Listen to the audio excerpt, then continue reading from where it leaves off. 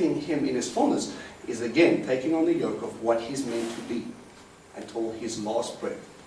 And I think for us, for me definitely it was something to aspire to, something that touched my heart. I've shared this a few times with you guys, is that when Israel, the man, Jacob, comes up and he starts to bless Ephraim and Manasseh, and he blesses Joseph. You know, he says to him, may these boys understand everything that I've stood for. You stop. If that's the type of thing you pass on, I have stood, even though I've struggled, even though I've had hard time, even though I've had moments where I've really had to go and seek the Father's face and get strength. But I have stood for him and this relationship and my shepherd until the day I died. Amen? That is something we need to pass on. So as much as a person will continually be growing the entire time, but God will shift your gears so that you need to act in a role. You know enough about me, now go and share it. Right? The Great Commission is that such. Go and make disciples. The point is, you know me. You understand how I think, you understand my heart, you understand what I want, and you understand what's coming. Now go and help other people understand.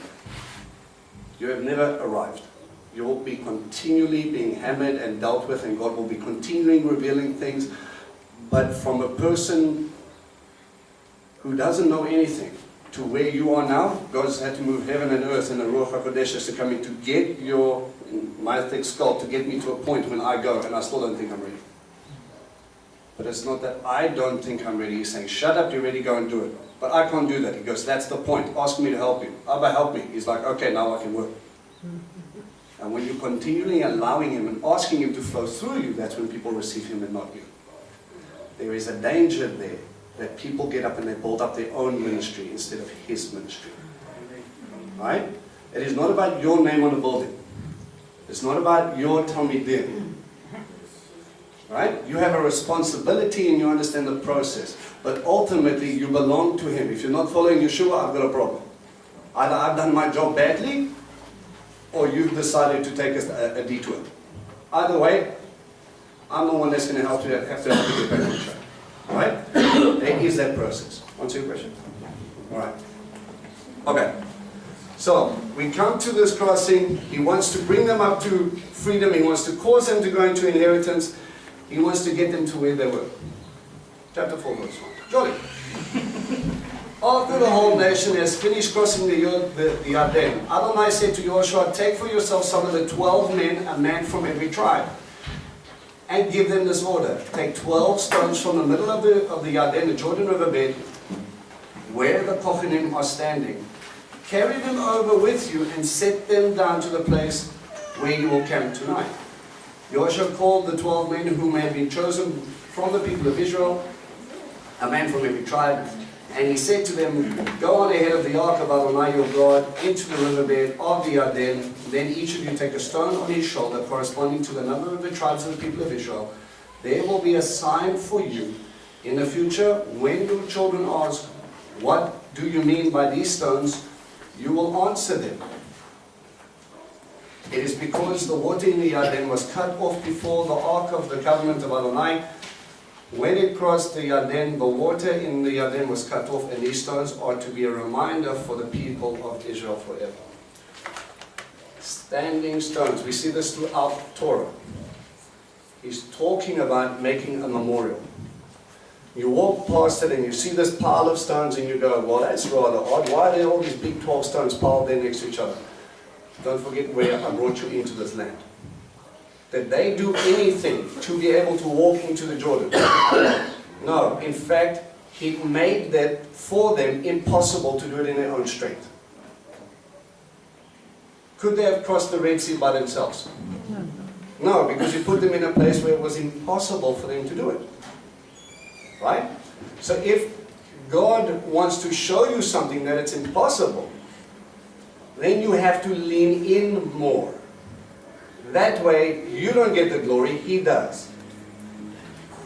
Can anybody deny that Israel has got a divine destiny?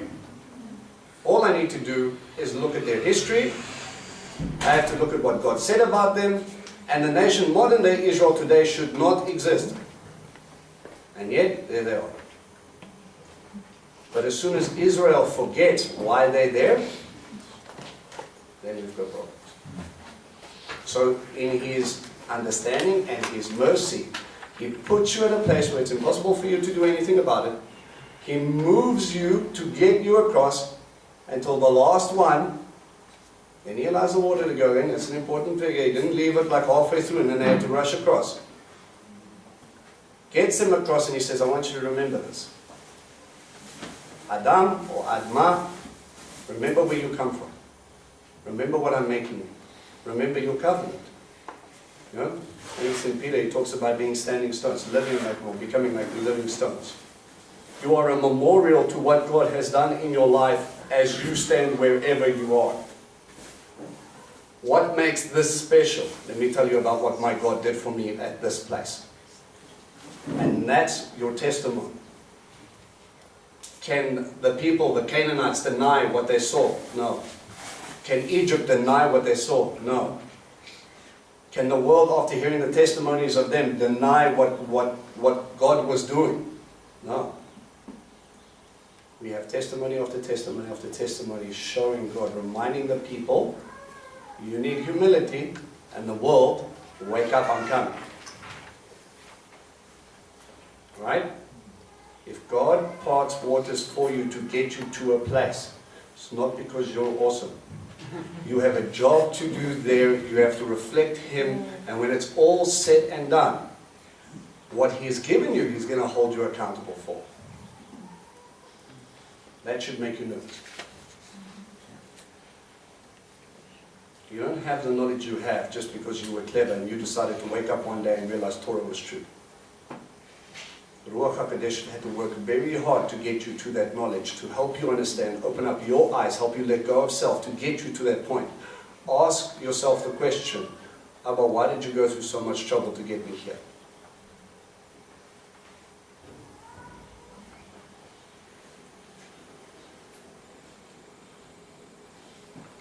Verse 8.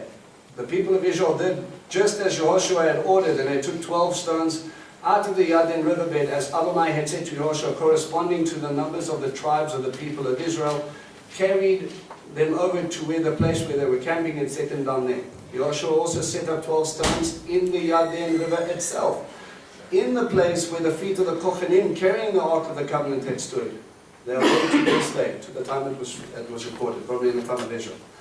The Kohanim carrying the ark stood in the Yarden riverbed until Yehoshua had finished saying to the people everything that Adonai had ordered him to say, in keeping with everything that Moshe had ordered Yehoshua. Then the people hurried across.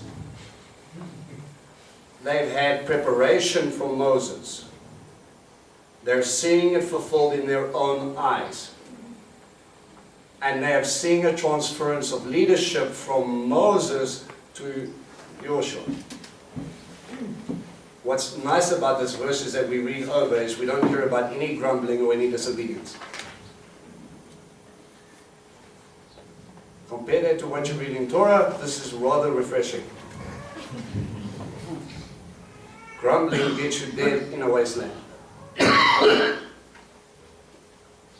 Molding and letting go and looking for the teachings gets you into the promised land. I'm sorry if you go through hard times. I'm sorry if you're finding your situation difficult. I'm sorry if you think discipleship is so heavy that you think that it might have been slightly better if you didn't know anything. But what I know is this. If you yield to God, He's going to get you to a place that you never ever believed possible. He's going to give you an inheritance you didn't even think could exist. And there's going to be so many blessings because of your obedience, because of your relationship, because of what you've taken on. That is going to make the suffering that you went through to get you to that place. He's going to smile and you're going to look back and you're going to go, every bit of it was worth it. You've got to let go. Open up your eyes, mold, change, move. Grumbling only hurts you. Grumbling tells your father he doesn't know what he's doing. Any of you want to do that to his face? We've got no problem doing it underneath our breath. I bet you there are probably few in this room that this week alone you've probably grumbled about something that God has put you.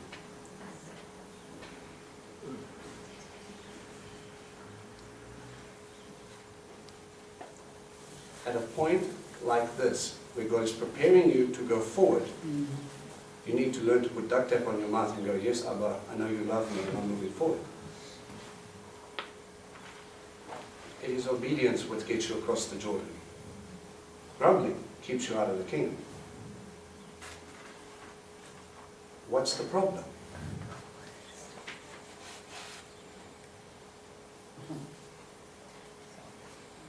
You want it done a certain way. You want it your way. Guess what? You're not God. If you haven't had that realization yet, I'm just going to lay it out for you plain and simple. When you gave your life over to Him, you said, I suck at doing this, I need you to show me how. That means when you did it, you suck so bad that you even said you can't do it anymore. So now that He pulls you out of that mess, don't think that you should grab the steering wheel again. You still suck. You can't drive. It's not going to be long before you drive into something and you're going to go, oh, here I am back at where I started. And He's going to go, you're going to give me the steering wheel now. I love you enough to tell you the truth. I need to steer this. I know what's coming. You don't. I need to prepare you for what's coming. You don't even know how to tie your shoelaces without me. You can't even wake up in the morning without me. You cannot take a breath without me. But you want to control eternity. Because He's not doing it your way. You will stay in the wilderness. Your choice, not His. You have to yield. When all the people had finished crossing the ark of Adonai passed on, and the Kohanim ahead of the people, the descendants of Reuben and the descendants of Gad and the half tribe of Manasseh went armed and ahead of the people of Israel, as Moshe had said to them. Some 40,000 armed soldiers ready for battle crossed in the presence of Adonai in the plains of Jericho. Again, that's important. Why? They saw the land on the opposite. So they saw the land before the promised land they thought was good, so they wanted to stay at that side of the Jordan. Right. Okay. They stayed on one side. It's one of the biggest conundrums I have with Torah. They were on the cusp of going into their land, and they decided this step and no longer further. In my mind, they decided blessing, but God accommodates them. But Moses warned them. Now you think if Moses is gone, there could have been a chance for revolt. Well, we told Moses, we didn't tell Joshua. But as God was with Moses, He is with Joshua. They paid homage to God. They made a contract with Him. They will go out and go to war until everybody receives their inheritance, and then they go home. Are you willing to leave your family and go to battle not knowing? Look at the trust of these guys. You're going to face war. You're going to face giants. How do you know you're coming back to the land that you set up for your family? Well, they don't get attacked. Also a good point. Who's protecting them? All the men are gone. Is this going to be a 3-week battle? No. This is years. Don't worry. Abba's with you. Go and do what you said. You've made a promise to Him. Honor it. Listen up. Your word means something. People might forget what you said, but God doesn't. Honor Him with what you said. Let your yes be yes and your no be no. They have gone out. They're going to war. They, again, letting go, putting their families in trust. And they say, we won't rest until you find rest.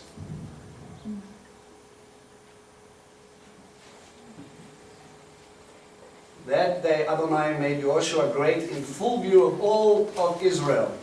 They were in awe of him, just as they had been in awe of Moses all his life. So this is important as well.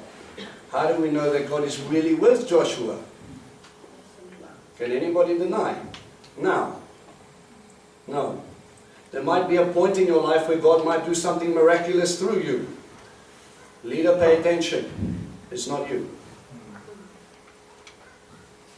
Congregation, pay attention. If you see God moving through a person, and He is who Abba says He is, and if He tells you to move and you don't, you are not going against the man, you're going against the God behind the man. Or lady. He's using someone. To rebel against Joshua at this point is to rebel against God. Pay attention. Adonai said to Joshua, order the Kohanim carrying the ark of the testimony to come up out of the Yarden. So Joshua ordered the Kohanim, come up out of the Yarden. That's kind of cool, that. They stayed there until, they didn't know when everybody was across, they stayed in there until the job was done. The Kohanim carrying the ark of the covenant, the covenant of Adonai came up from the Yarden riverbed. And as soon as the soles of their feet, the Kohanim, touched dry ground, the water of the Yarden returned to its place, and the river overflowed its banks as it had before. Soles of the feet. What is he reminding you of? Huh? Wherever your feet tread, that land is yours. Abraham walked north, south, east, west. Amen. This is yours. So you probably find these chunks of Abraham somewhere in Saudi Arabia still in the desert. Walk, 14 years walk. The people came up out of the Yarden on the 10th day of the first month, and they came to Gilgal. 10th day of the first month? Lamb selection day. Yes. Triumphal entry day. Israel is coming into the fullness of its inheritance. The day they crossed the river. You were a free nation, and now you're a free nation with an inheritance. You have land. You've never had land before. Show me crucifixion. Show me spiritual application to that. On the 10th day of the first month is actually the day of when Joshua would have come riding on his donkey, and they hailed him as king on that very day. Right? But they got it wrong. Get rid of these Romans and give us our land back. Right, so what was he doing? They crossed the Jordan. Yes, but he's going to make a way where there is no way. What is the separation between us on this side and coming into the kingdom? What is the thing that holds you back from God? Sin. And it is through God and His promises and His anointed one, Aaron's staff, that He's going to be able to restore relationships so you can come into the fullness of that. But you will be selected. You will be taken after being inspected. And there's a time for the next 4 days He's going to check every nook and cranny of you to make sure you understand what's going on. Right? It's nice, eh? They camped at Gilgal. Gilgal means? Rolling, or round. Okay? By the eastern boundary of Jericho. Those 12 stones which they took out from the Yarden, Joshua piled up at Gilgal. Then he said to the people of Israel, in the future, when your children ask their fathers what these stones mean, you are to explain it to them, saying, Israel came over the Yarden on dry land. Mikvah. For Adonai your God dried up the water in the Yarden from in front of you until you crossed, just as Adonai your God did to the Sea of Suf, the Red Sea, which He dried up in front of us until we had crossed. From this all the peoples of the earth can know that the hand of Adonai is strong, and you can fear Adonai your God forever. All the people of the earth. We spoke about it. There's a two mikvah crossing. Two baptisms. From slave to free. From free to become a slave to righteousness. From the slave of righteousness to come into the fullness of the inheritance. You choose where you want to end up. Crucifixion will get you away from the world but into a place where he's trying to reveal himself to you and he wants you to make a covenant with him inside. You need to fall in love with him. You need to be betrothed to him. You need to get intimate with him. You need to be quiet with him. You need to be able to build on your relationship with him to the point you are ready so you can go. Now, you can choose how long you stay in the wilderness for.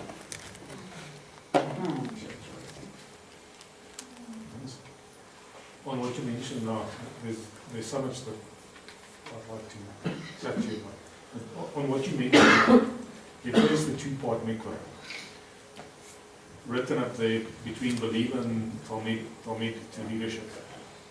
Okay. Okay. And the New Testament link to that is the question that Nicodemus had asked. Yes. And he had said, right, fine, you need to be born of water and of spirit. Yes. And that order, so that's the thing. If I'm a believer, yay, well done.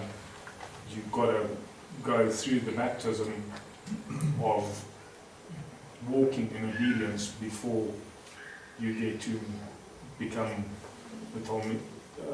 Right.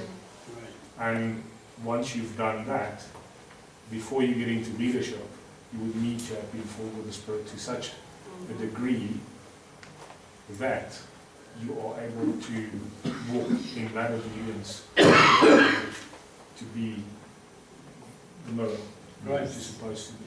And we have also, you guys with Dennis, you know what he's talking about? Right? And then when you get to the place of moving in, Messiah was baptized by John the Baptist. Where did he go into? Straight after wilderness. Before later he could come into the fullness of his inheritance. Only much later. Okay? We've got a process that we have to go through, but you need to be able to be molded to it. You need to be able to come back with a good report. You need to be able to trust in God enough that you'll be able to move when he moves, sit when he sits, but also at the same time knowing that he's going to take care of you and your family in the midst of everything that you have no idea that you're going into. We have a process to go through. God is trying to reveal himself to you. And it says, I put them in the wilderness to test their heart. Some of you right now, you might still be running around in your wilderness. And if grumbling comes out,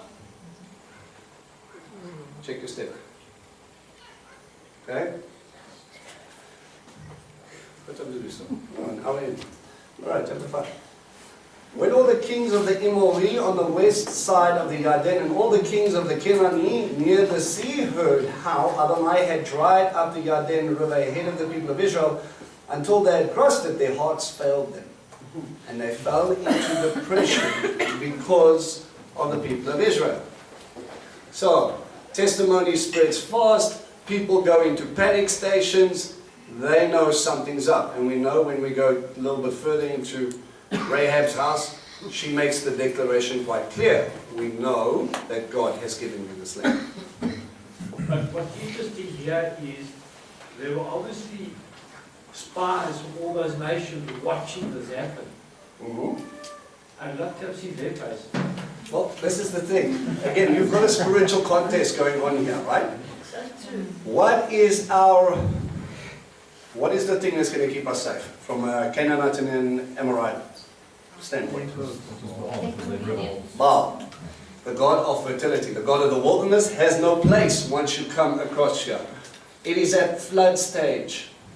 It is white water rafting fast. It is deep.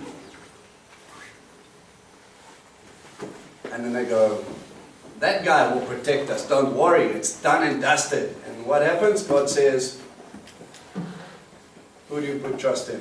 Where's your God? He's doing the same thing he did in Egypt. He's challenging their God. And he put up a big fight. There was flood and there was water and all the rest of it. Well, that's from their point of view, right? And God goes, it's just a river.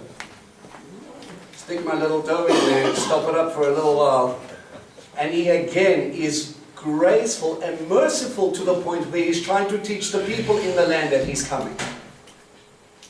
He's trying to show them who is God. He's reaffirming in Israel, but he's teaching them as well.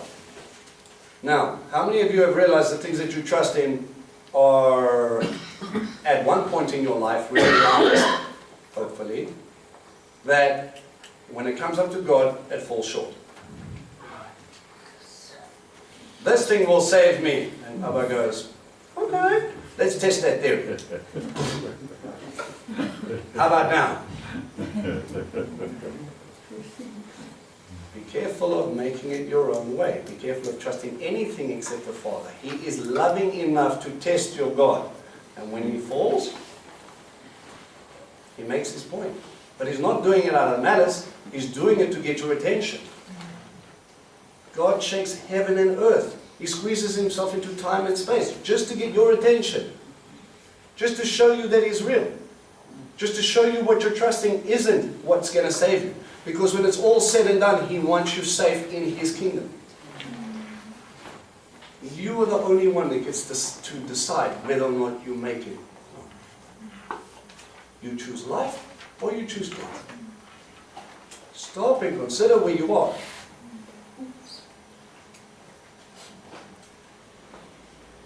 It's funny to me that just before that, he gives you an interesting reference. I separated the waters just like I did at the Sea of Salt. What do we celebrate at that time that's linked very close to the time they crossed? Pesach. Every year. What are you going to tell your children? What's the mitzvah? What are we supposed to tell our children when they ask? No. Why do we celebrate Passover? What do I tell my kids? How God uses outstretched arm. You choose an outstretched arm. What he did for us. What he did for me. Eternal life. That happened. I wasn't there, but he said, you will tell them. He saved me. Why? Because if we weren't pulled out of Egypt, where would I be? Still there.